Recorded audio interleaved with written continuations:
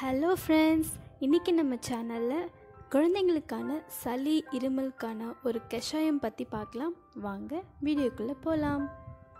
இந்த கஷாயம் செய்கிறதுக்கு தேவையான பொருட்கள் என்னென்னு பார்த்துடலாம். வெற்றிலை, தூதுவிலை, துளசி, மிளகு, ஜீரகம், பூண்டு, அப்புறம் தண்ணி. இப்போது இதை எப்படி செய்யலான்னு பார்க்கலாம். ஒரு பேன் எடுத்துக்கோங்க.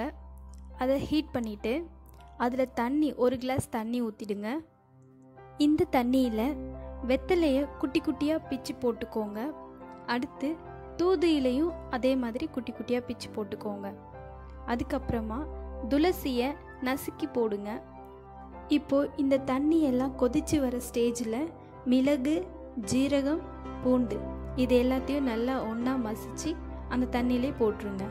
இது ஒரு 1/4 மணி நேரம் சிம்மில் வச்சுட்டு நல்லா பாயில் பண்ண விட்டுருங்க.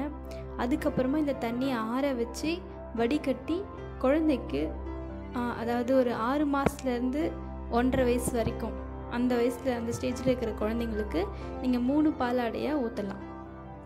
இந்த கஷாயத்தை 3 நாளுக்கு டெய்லி காலையில் தொடர்ந்து நீங்கள் கொடுத்துட்டே வாங்க.